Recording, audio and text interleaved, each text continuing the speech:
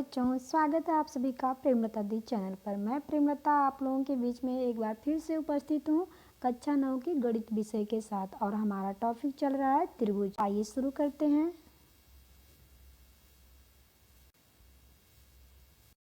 नावली 7.1 का ये प्रश्न संख्या 5 है। इसके पिछले वाली वीडियो में हम लोगों ने प्रश्न संख्या 1 से 4 तक सॉल्व कर चुके हैं। आइए प्रश्न संख्या 5 आज हल करते हैं। रेखा यल कोण ए को समद्विभाजित करती है और बी रेखा यल पर स्थित कोई बिंदु है।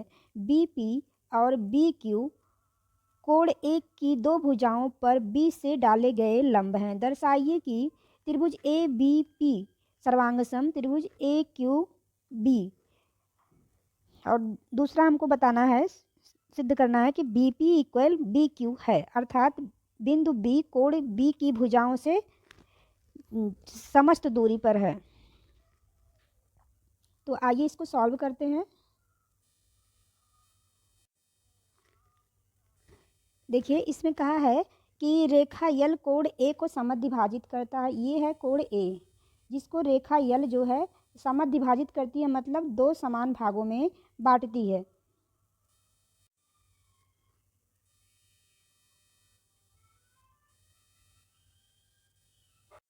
ये चित्र दिया गया है जिसको हमने यहाँ पे बनाया है। तो इसमें देखिए ये कोण है ये कोण है ये, और इसको दो भागों में बांटती है रेखा यल। दो समान भागों में बांटती है, जितना ये वाला कोण होगा और इतना ही ये वाला भी कोण होगा।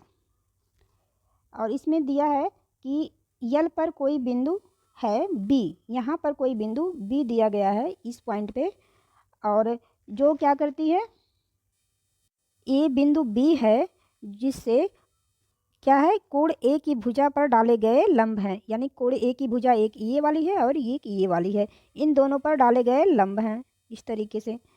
ठीक है, और क्या कहा है, तो दिखाइए या दर्शाइए कि त्रिभुज ए बी पी सर्वांगसम त्रिभुज ए क्यू बी। यहाँ से क्यू और ये है बिंदु बी और ये है पी। तो आइए इसको सॉल्व करते हैं। पहला है त्रिभुज ए बी पी सर्वांगसम त्रिभुज ए क्यू बी, हमें इसको सर्वांगसम दिखाना है। तो चलिए हम त्रिभुज ए बी पी और त्रिभुज ए क्यू बी को देखते हैं कैसे सर्वांगसम होगा। आइए सॉल्व करते हैं। त्रिभुज ए पी बी त्रिभुज ए पी और बी सर्वांगसम दर्शाना है हमें त्रिभुज किसके, ए क्यू बी के, ए क्यू और बी के। यानी ये जो दोनों त्रिभुज बन रहे हैं ये आपस में सर्वांगसम है, यही हमें दर्शाना है। दिया है कि रेखा यल कोण ए को समद्विभाजित करती है। यल रेखा जो है एक कोण को ए को समद्विभाजित करती है। तो समद्विभाजित मतलब कोण ए को दो भागों में बांटती है, यानी कि ये वाला कोण, इधर वाला कोण और इधर वाला कोण दोनों बराबर होंगे। तो लिखेंगे क्यू ए बी, यानी ये वाला कोण Q A B, Q A और ये बी, क्यू ए बी बराबर किसके होंगे, यहाँ पे पी है तो इस तरीके से हो जाएंगे पी क्यू बी के, या B P B A Q या पी बी क्यू के बराबर होंगे। कह सकते हैं कोण क्यू ए बी इक्वल कोण क्यू ए बी इक्वल किसके होंगे, कोण B A P A B के, पी ए बी यानी कि क्यू ए बी इक्वल हो जाएगा कोण पी ए बी के। ये वाला कोण और ये वाला कोण दोनों एक दूसरे के बराबर हैं। ठीक है,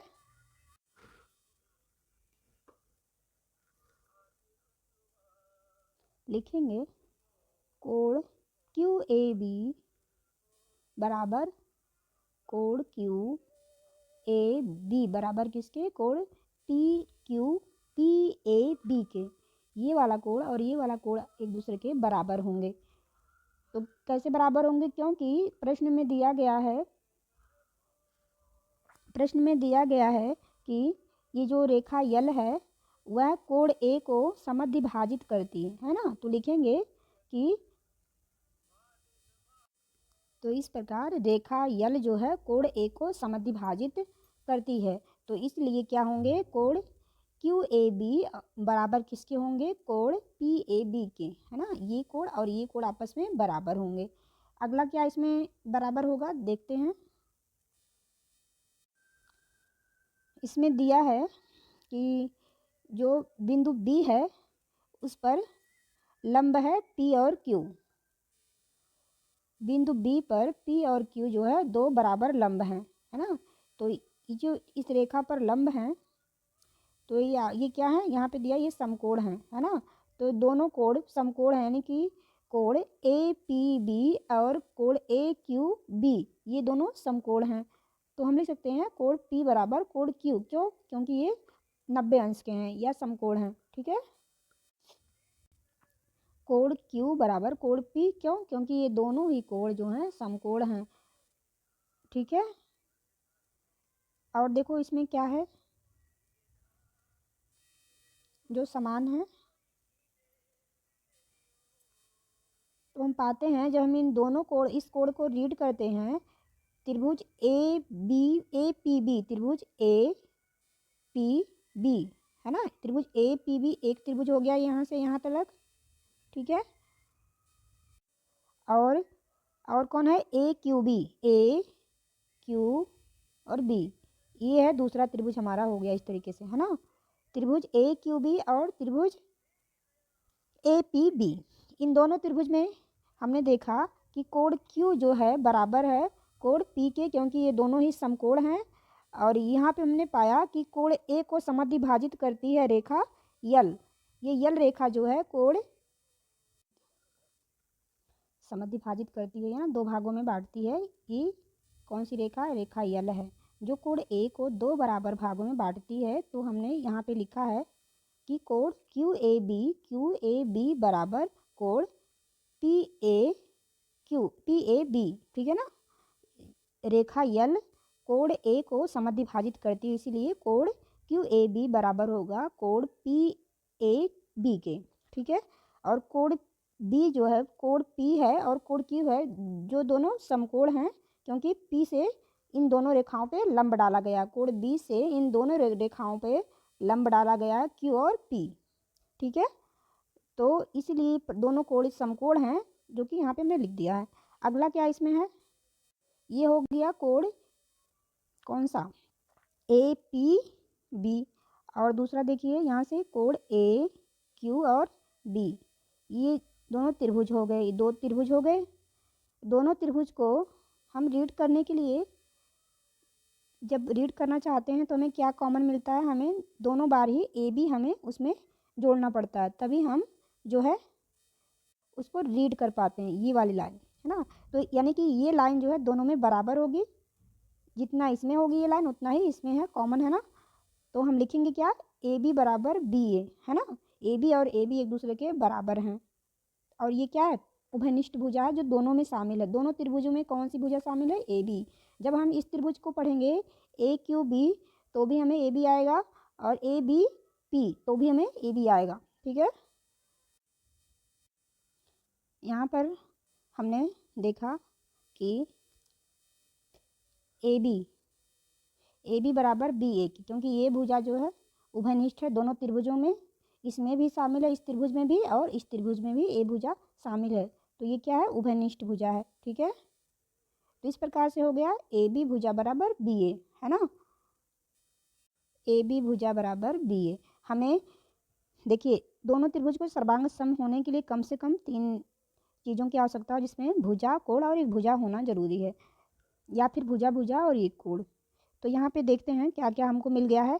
सबसे पहले हमको मिला है क्यू ए बी बराबर है कोण पी ए बी के। हमको मिल गया ये वाला कोण और ये वाला कोण एक दूसरे के बराबर मिल गया, है ना। और इसके बाद हमें मिल गया एक ये वाली भुजा कोण क्यू बराबर कोण पी, जो कि यहाँ पे प्रत्येक कोण क्या है, समकोण है।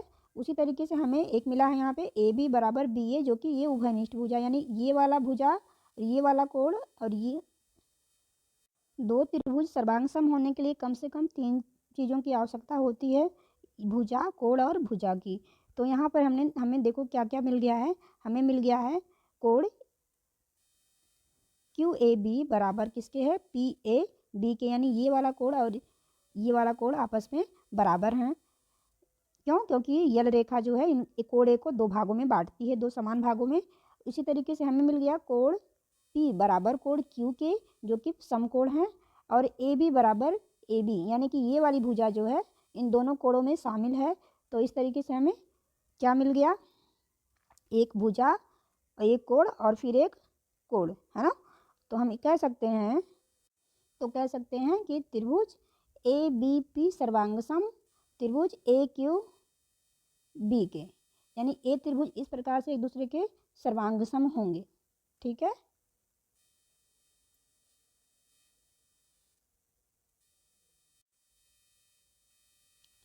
इस तरीके से ये त्रिभुज एक दूसरे के सर्वांग सम होंगे।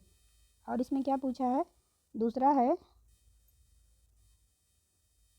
बी पी बराबर बी क्यू, अर्थात बिंदु बी कोण की दो भुजाओं से समस्त दूरी पर है, समदूरस्थ है। मतलब बी पी जो है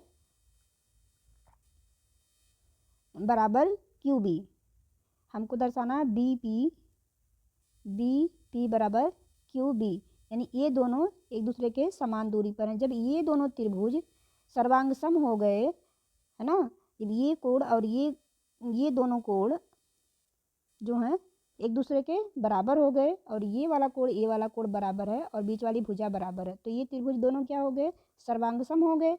जब ये त्रिभुज सर्वांग सम हो गए तो उनकी संगत भुजाएं भी एक दूसरे के बराबर होंगी।